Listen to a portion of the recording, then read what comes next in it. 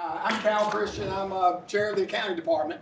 But hey, listen, I just want to tell y'all, I'm pretty excited. So I'm introducing today Grant Edwards, and hey, guess what? I got notes. If anybody knows me, I'm not going to use them. All right, only because as we visited today, man, I've learned so much already about Grant, and so. As you kind of go through, you all know that a lot of my excitement is if you look at his background, he spent 5 years in public accounting. All right, I know we're not all accountants today, but what a great way to start your career. But he's gone down a lot of different avenues from there. He did start, though, right over in Rocky Mount. All right, so an Eastern North Carolina guy. And his first accounting class was with Dr. Schisler. All right, and he still stayed. So, you know, we're all excited about that. But there's a few of us still here. So find your master's in 2000, right? So kind of gives you an idea. Y'all adding up the numbers, right? So he's been out there 22 years. But when you hear everything as he tells his story, you're going to be amazed of what he's been able to accomplish in those 22 years. And so as a CFO, but really what, as you kind of read his bio, the CFO piece is a little misleading because he's actually the CFO right now of 16 different companies at the same time. All right, that's a fractional CFO. What he told me a while ago, this hour today is going to be the best hour of his day because none of them can contact him. Right? He's off the grid for about an hour, so that's good. Hey, one other thing that you'll learn, all right, as he kind of tells his story about, and y'all hopefully heard it from other speakers today, is I know he's reinvented himself, but hey, how do I find those things that I'm comfortable with or not comfortable with? How do I get better? And so what he was telling me earlier was, like most of us, we all aren't crazy about public speaking, right?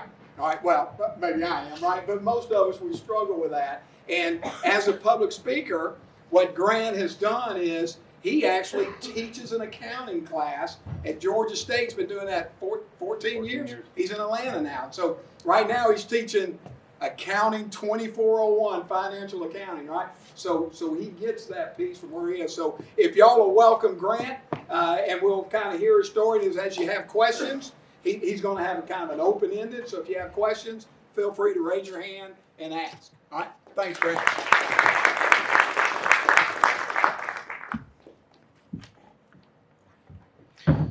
Well, thank you, and good afternoon. I appreciate the opportunity to come speak today.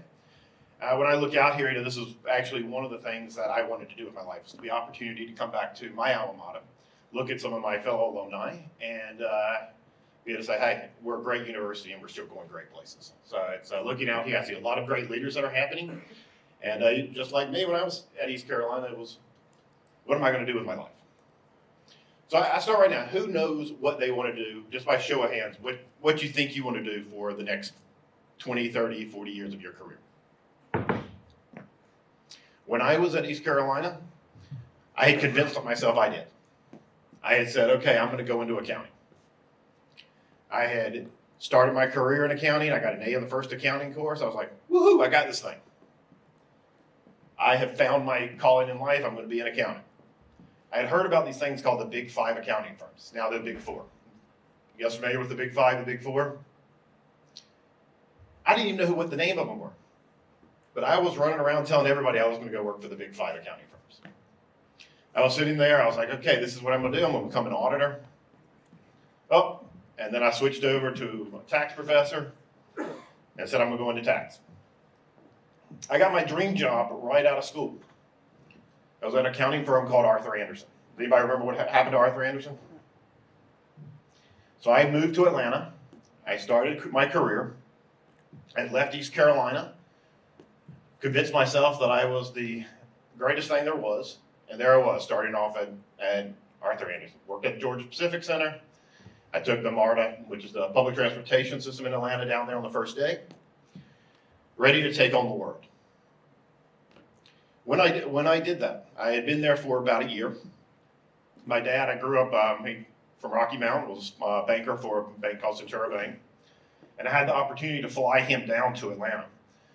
We went to a Braves game. That's what we did growing up. I remember growing up watching the Braves with him every night. I was proud of myself. I was 23, 24 years old. And I flew him down. And my partner that I was working for at Arthur Andersen said, you buy Braves tickets. Take your dad. Better yet, take him to dinner the night before. So growing up, I said, okay, I'm going to do it. I'm going to take him to a fancy restaurant, spend a lot of money. I get there, pay for the check comes, and I throw the credit card down. And my dad looks at me and goes, Grant, how can you do that? How can the firm let you go and just spend money on dinner, taking a family out to dinner? And I said, Dad, we're Arthur Andersen. Nobody can mess with us.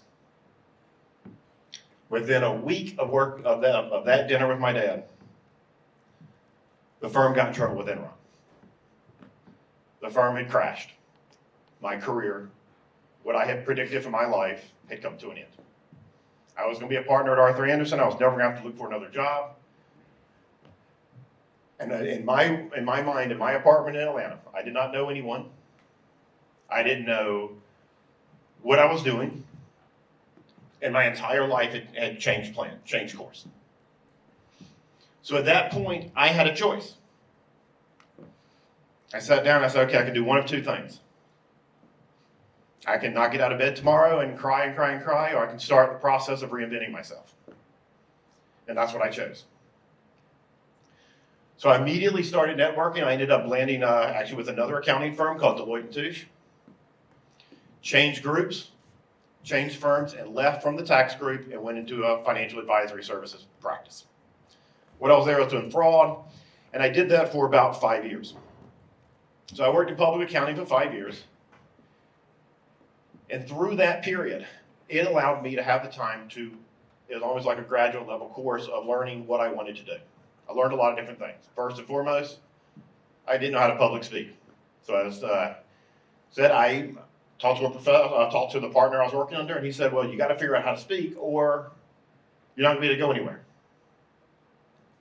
So I went out and I said, I'm going to be a college professor. Immediately started teaching to get the confidence to stand up in front of someone. And that is the first piece of advice I'd like to give everyone is, number one, challenge your fears. If you do not conquer your fears, you might as well stop right now. If you want to stay in your comfort zone, what's the fun in that? What's the fun in having a safe job? When I was in school, I had convinced myself there was 4 employers I wanted to work for, only 5. Today, there are hundreds of things that you can do, millions of things, tons of ways to make money. And we'll talk through some of the things that vested across that line. So that is how I got my accounting basis. And I would encourage everyone to come out of school, figure out what your skill set is, whether it's marketing, whether it's finance, whether it's technology, get that basis of real world experience and ace it. But what you want to look for are skills that can take you other places. What is it that you like about your job? You're in sales. What I tell people, find the type of people you like to sell to. People that work for, if you're in sales and you get a job with ADP selling payroll services, guess who you're going to be selling to? CFOs and controllers, finance and accounting. A lot of your neighbors, people that are sitting in class today. The people I know that went into ADP that sold payroll services, a lot of them have become recruiters and are now selling to the same group of client base. So while your jobs are going to change, there will be skill sets that are going to cross across different lines. So my time at Deloitte, and what I was doing was working in the various different groups. One of them being pharmaceutical. So as I left Deloitte, I took a job as a controller for a company called Ciel Pharma. Ciel Pharma was at the time around a $200 million pharmaceutical company, and I was heading up their financial reporting role. During that phase of my life, again, I was working around the clock trying to put together everything that I wanted to happen in the financial reporting pieces. Sci-L Pharma was a new beginning for me. It's when I left, I'd left public accounting, I was starting to understand corporate America and the different aspects of it. That's the first role I had where I started to interact with other different departments around the company. You interact when you're in public and private. You work with marketing. You work with the research and development teams, the technology, and your skill sets all of a sudden have to change. You can't live in a private environment anymore. Just people just like you. At Sci-L Pharma, I learned a few things. One of the first and foremost things I learned was I started to be a manager at that point. There's one piece of advice of a manager is to hire opposites. You will bring certain skills to the table. You don't want to turn around and hire your clone. You want to hire someone that offsets and brings a different skill set to the table. If you're for me, I'm not a person that likes to spend hours and hours reading code and reading technical accounting pieces. I like to manage, I like to lead, I like to talk, I like to interact. I like to go to the different departments and see what makes them tick, see what makes them work. So what I would hire, and who hired me, was the technical person that would read books. Keys there is number one, you don't have to have every single skill to be successful. You want to be rounded enough and identify what your weaknesses are to be able to hire that person to offset you. So what I would always do is hire that opposite, somebody I could rely on. Meanwhile, the person that reported to me, or the person that I reported to, was able to rely on me to fill up their weaknesses. And if you do that, you build a strong team. It does two things. Number one, all the needs of the department are being met. And number two, you're not creating a competitive environment between you and your supervisor. If you believe that you find a situation where you're competing for attention with your boss, I'm going to tell you right now who's going to win that battle. You want to be in a situation where your boss values what you bring to the table and allows you to be there with them. Build that loyalty component. After Sci-L Pharma had reached its peak, I had sold it to a Japanese entity. I was about 28 years old. I had reached a point in my career where I thought everything was going right. Then I realized things didn't. I moved to Tampa, was ready to take all the things that I had mastered at one company, and was ready to reapply it again. During that time, I came in, I started a job, and quickly realized that all the credibility that I had built up with my last employer was no longer going to be valued at the new employer. That is a key element to remember. Don't take anything for granted. You're only as good as what you've recently done. Once you get a resume, once you get your foot in the door, it's all about performance. You have to earn the respect of your colleagues. You have to earn the respect of the people that report to you. And you have to earn the respect of your supervisors all over again. That was, in my opinion, probably one of the biggest career mistakes I made. But and I could, again, had the opportunity to sit there and cry and say, hey, okay, I made a mistake. I took a job that wasn't right for me. But what I did is I, again, woke up.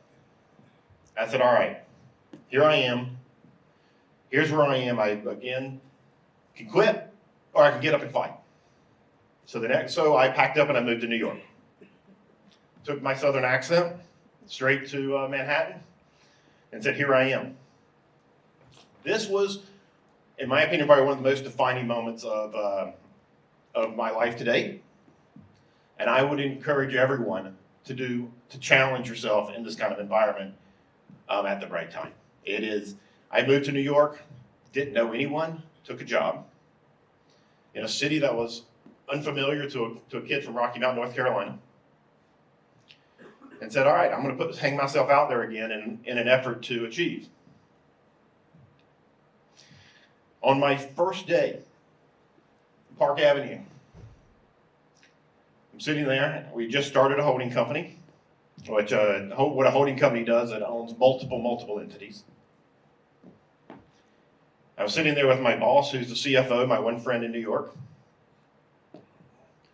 and someone knocks on the door. It was the Securities Exchange Commission. They came in and arrested the CEO of the hedge fund I was working for.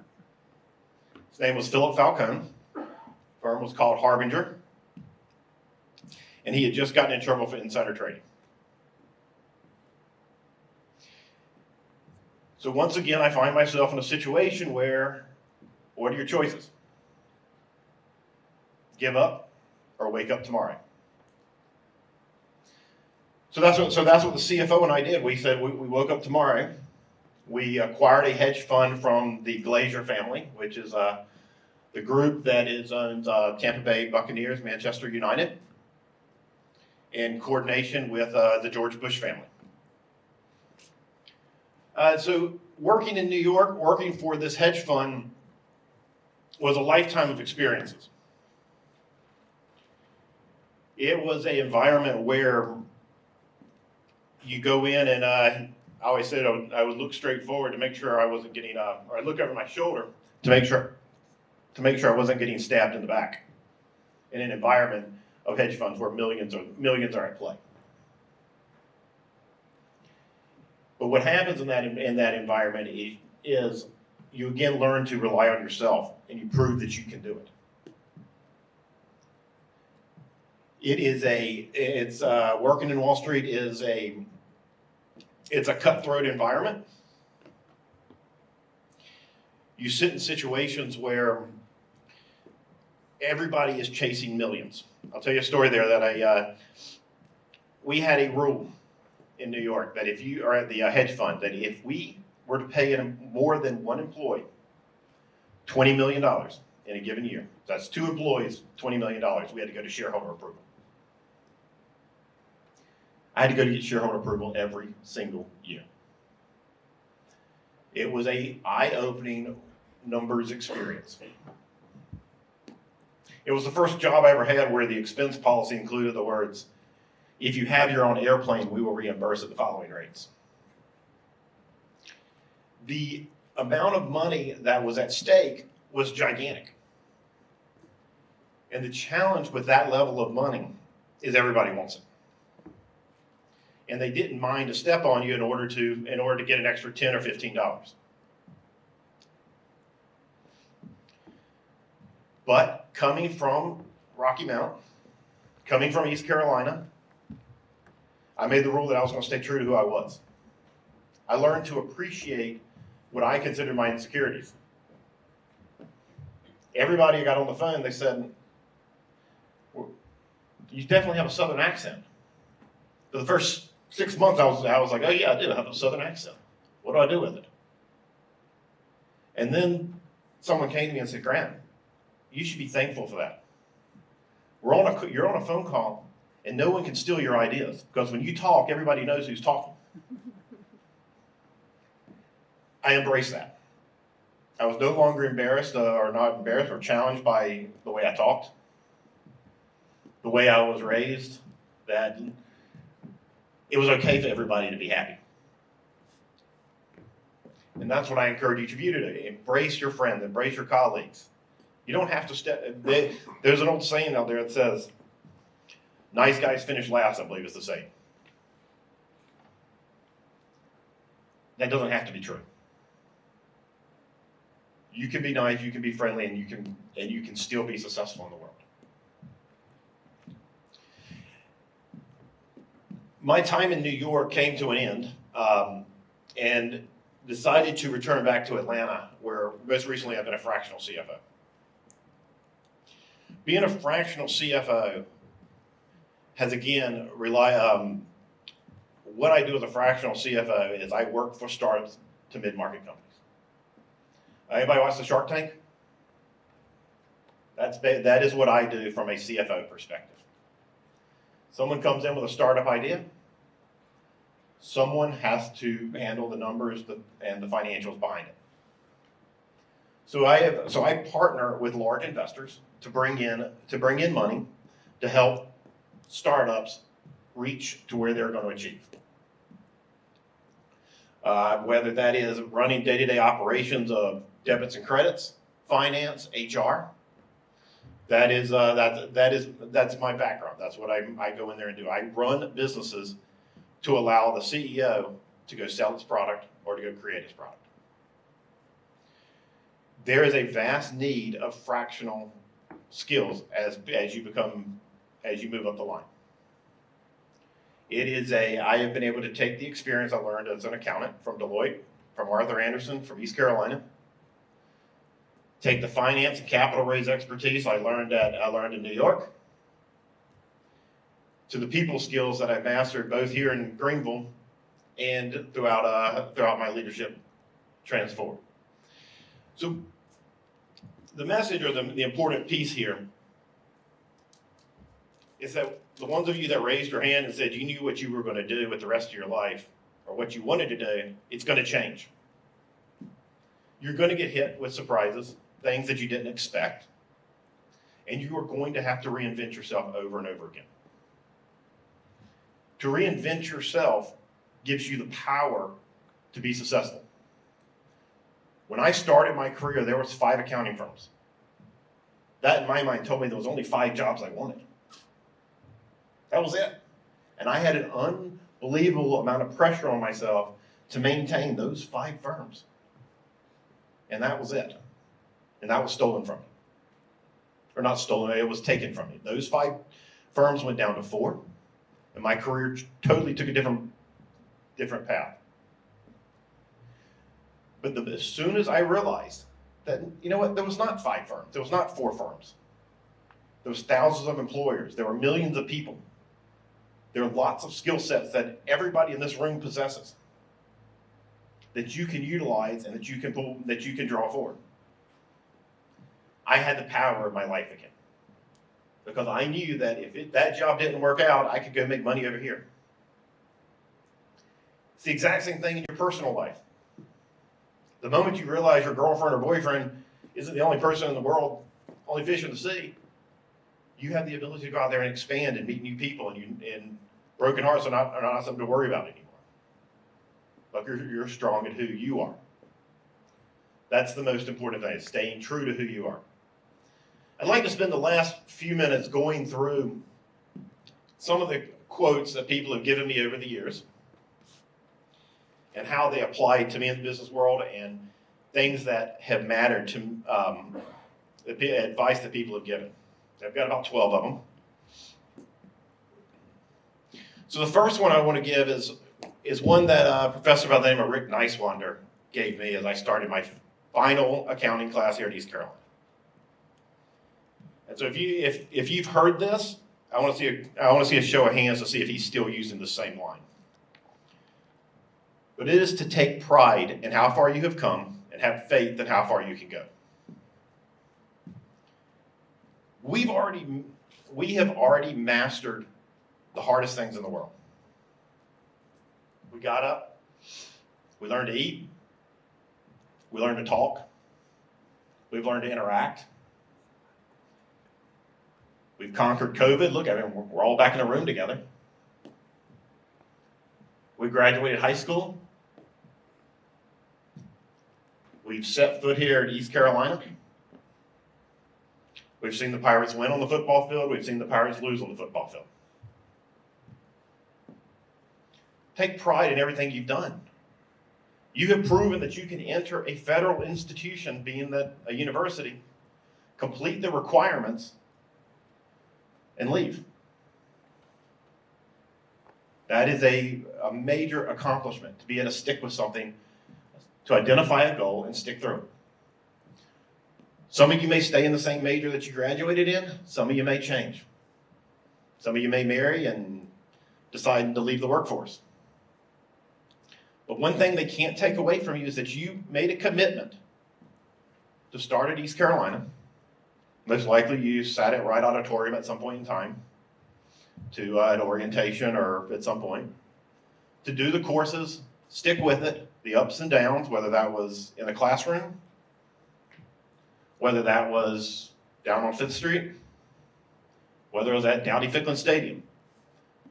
You stuck with it, and you should be proud of that.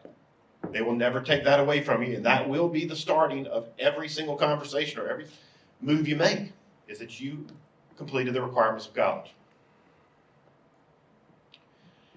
The next piece, next thing I'd like to pass on is that it is possible to be successful at work and at home. People will tell you that you can't be a good father, you can't be a good mother, and still be successful at work. That's not true, and especially not today. Companies may have left the 9 to 5. Companies have accepted more and more family, and that you can work hard and still be involved in your family's life. I'd encourage everyone to do that. If you choose to get married and choose to have kids, don't let that part disappear. You can always make more money, but your kids and your family is going to be there for you. The next piece of advice is one that Dean Bolt gave me. He was the head of the School of Business years back, and I didn't understand what it meant at the time, but I wrote it down, and I looked back at it a few years ago, and he's right. People can handle bad news. They cannot handle uncertainty. It doesn't matter if you're 5 years old or 65 years old. If you tell someone, I've got bad news, but I don't want to ruin your weekend, so I'll tell you on Monday, what's going to happen on that weekend? Whenever you have bad news, just tell people. They can deal with it. They can process it. But the uncertainty of what's going to happen will drive people crazy. It sounds simple, but a lot of people, as leaders, don't realize that. So when I find myself I'll give you an example. I was in a meeting with a CEO and a head of marketing a few weeks ago. He asked the head of marketing to step out, and he said, "Grant, can you sit right here for a minute?" When she left and she was in her office and I walked by, I could see the look on her face. She naturally assumed that we were in there complaining about her or talking about her, or the CEO was saying concerns he had with her performance. All I had to do was go in there and say, "Hey, we were talking about this. It had nothing to do with you." The stress and the pressure that she was carrying, immediately, you could see it on her face. She was relaxed all of a sudden. So when you have a chance to either give someone the facts, be straightforward. Just tell them. People can process. Everybody out here is strong enough. Every one of you have dealt with some disappointment in your life today. Everyone else has too. So just tell people.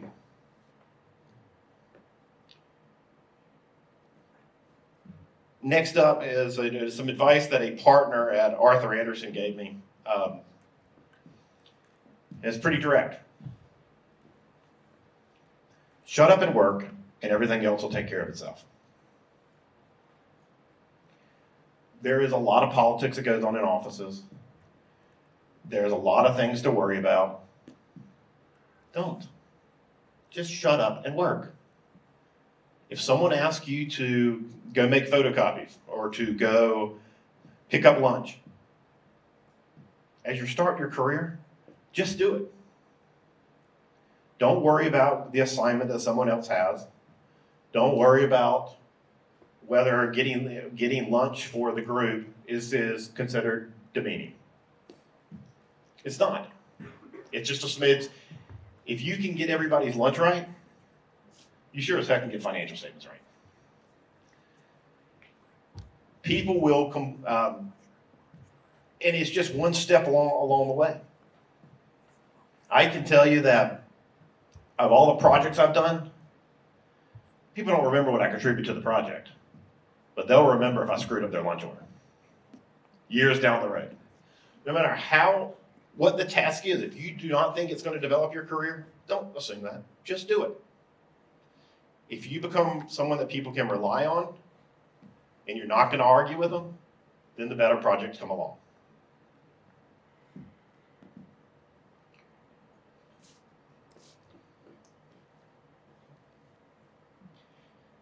One of the things that finance people in general will get access to is how much everybody is paid. Don't get caught up in how much someone else is paid. Just make sure you are paid what you think you're worth or you're correct. And don't argue over rounding. The number of staff accountants that would leave for a $2,000 pay raise, that's not going to change your living. Wait, work hard, and look for those life-changing compensation numbers. But don't sit there and say, well, this person in this department is making more money than I'm making, and I'm working harder. It all works out in the end.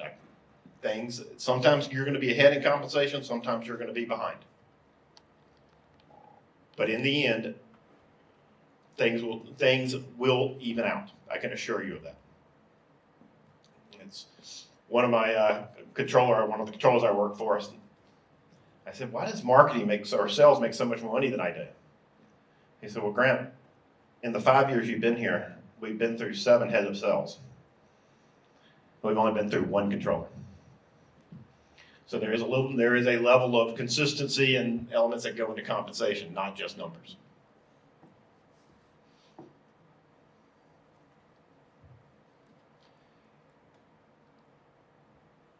Next up is everyone wants a compliment. One of the things I didn't realize when I started out was that, you know what, my boss wants a compliment too. My parents want a compliment. Professors want a compliment. So getting to come back and say, Dr. Schneider, I appreciated your lecture review. I took you for granted at the time, but thank you for putting up with me and my smart ass way through college. I appreciate it. You weren't here, so. If your boss does something that you like, tell him.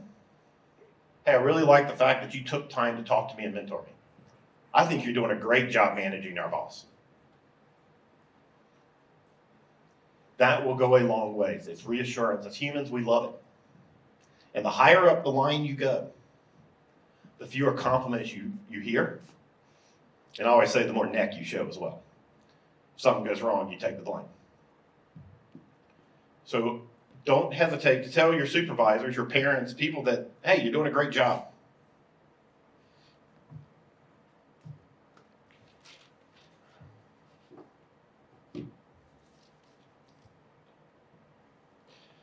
I've got 2 more things I'd like for you guys to remember, then we'll do a couple quick Q&A. It deals with a poll that I sent out, several of you answered. It's what's your definition of success? I don't have that answer. You have to decide that for yourself. But understand 2 things. Number 1 is your definition of success will change as you advance in your career. When I came out, it was, I wanted to make money. As I've gotten older, work-life balance has become more important. Seeing a project get to fruition into the consumer market. Watching someone else become successful. If you get to the top, your job is to send the elevator back down to pick someone else up. Your definition will change as well. But one thing to keep in mind is that everyone else's definition of success is going to be different than yours too. Just because it drives you, not necessarily what drives your colleague. So don't judge someone based on the fact that they're not working till 2 in the morning like you are. Their definition of success may be to put their kids to bed every night. And as a leader, your job is to determine and identify what drives everyone's success. That's how you'll get the most out of your team.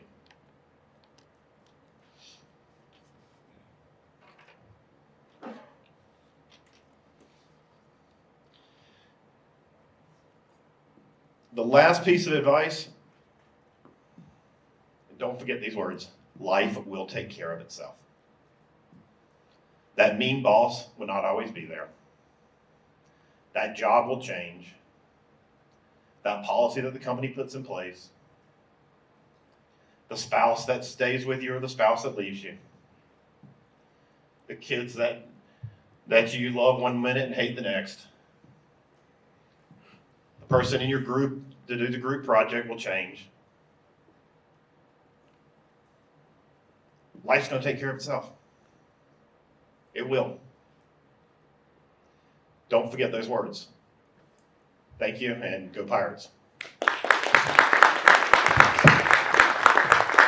Let's open it up and see if anybody, so this will be a good time. We've got a little time to see if anybody has a question that you'd like to ask Grant along that journey. Any question? Yeah. So I am with someone that will be going into medical school or into the medical program. So for the next 12 years of my life, probably, I can only stay with each company like 4 to 6 years. So what would you recommend to like not feel hopeless, like feel like you're wasting your time at one company when you know that that time's going to end and you're going to have to leave? That's a good question. The first thing I can tell you is that in today's environment, 4 to 6 years is an eternity. People are moving around more than they ever have. So I would look to develop skills that you can transfer from employer to employer. And whether it's people skills, what are you majoring in? Yeah. Accounting? Okay, so I'm gonna give you the secret of accounting right now. Assets equals liabilities plus owner's equity. After that, everything else works. So what I would do is work to master cross-functional skills, learn how to communicate with other departments. Everybody's selling, you're selling something, even in finance and accounting. So pick up skills that can be applied at different places. Yes?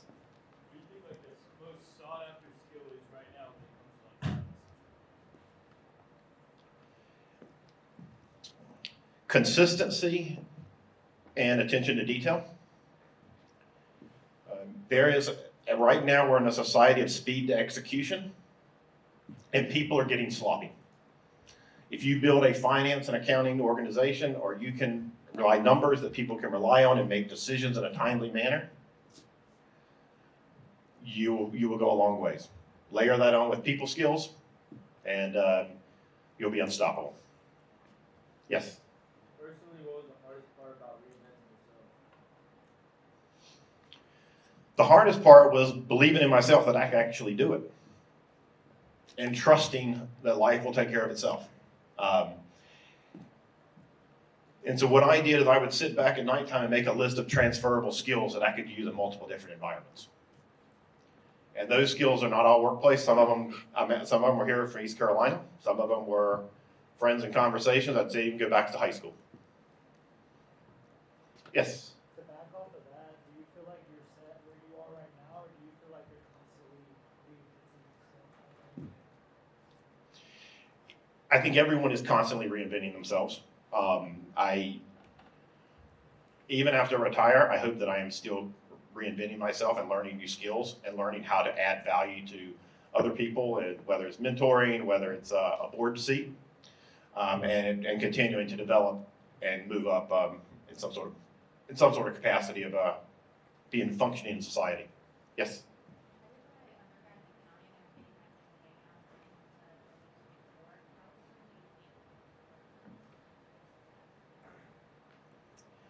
I think Big Four opened doors. It was a rite of passage. It's not the only rite of passage to success, but it is when CFOs, they typically come from two different backgrounds. One is accounting and one is finance. It is easier to learn to know the accounting and learn the finance. If you have the opportunity to work for the Big Four, I would do it for 3 to 5 years. And not just the Big Four now, there are multiple regional firms that are solid as well. But I think the 3 to 5 years, you then have to make a decision whether you want to be a firm person and work towards partnership, or whether you want to go into corporate America. After about 7 years, you will become very expensive from a salary perspective without having the private skill set to go into like a CFO type role. So you'd have to take a lateral. Yes. So I'm in sales, and you said that your sales department had a lot of turnover, making them more like they you need to offer like more compensation for them. What makes the sales position turnover fast? So sales is a clear performance driven group. It's got a quantitative number. If you can sell, and you can sell well, no one will say a word to you. But if your numbers are not there, everybody's ready to point it out to you. And what I find with people in the sales department is a lot of them are hunters. They go in, they hunt, and then they're ready for another challenge. So that happens a lot. But a lot of times the sales department, you will see people that they took a shot, they thought they could sell the product, and for whatever reason, it didn't mesh with their personality or their skill set. But the beauty of sales is everybody needs a salesperson. Yes? What would you recommend? Like, you said that when you started, when you started college, you went kind of just toward accounting. What would you recommend for someone with no direction whatsoever? I would take a hard look at the entrepreneur department. $10. Entrepreneur, it's multiple groups. If you're not committed, I don't know, how do I say this without, I've got a lot of professors looking at me right now, so I'm, in the entrepreneurial group, you use a diverse skill set, and you can find the people to do the tasks that not really your forte or what you really want to do. But having that good solid base, I'm loyal obviously to accounting because it's my foot in the door everywhere. So you're of the 4 major business areas, or 5 major business areas, you'll need to have one that's going to be like your primary foot in the door. Not a lot of people become CEOs on day one. I go in and I say I'm an accountant by first and foremost. And then I get in and I use my finance skills, my HR skills, my marketing skills, and those elements. But I would find one thing that you want to specialize in and then not become too overly boxed into that one group. Yeah, yes? How do you stay motivated to keep pushing your career challenges?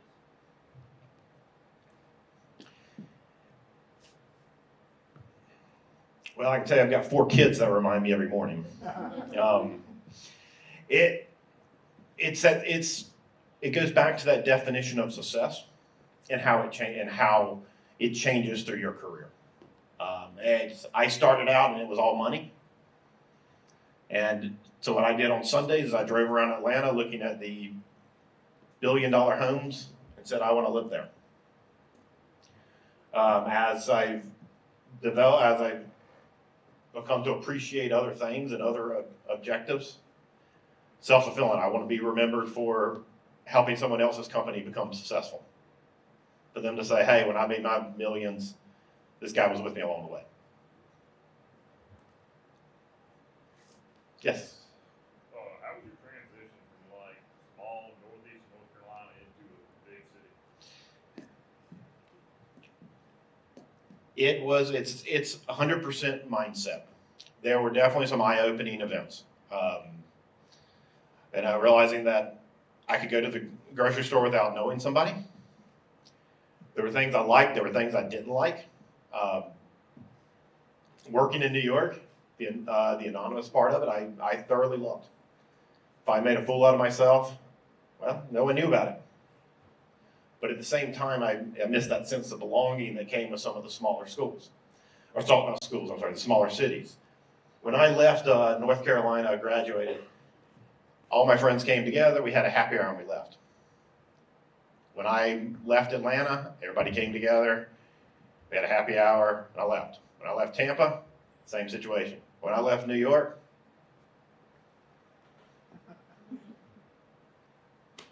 I don't think I've heard from a single person since I left. They brought in they're like, next up. And I enjoyed living there and having the ability to be able to go and do everywhere. And but at the same time, I miss that sense of community that comes from some of the different cities. So it's, but you do have to, big cities are just like Greenville. There are parts of the city that you don't want to go in, or you won't want to be caught in at midnight. You have to know where to go and that kind of stuff. But for the most part, I find that people in each city want the same thing. They want to be around people that are similar to them, people that can talk and joke and have a good time.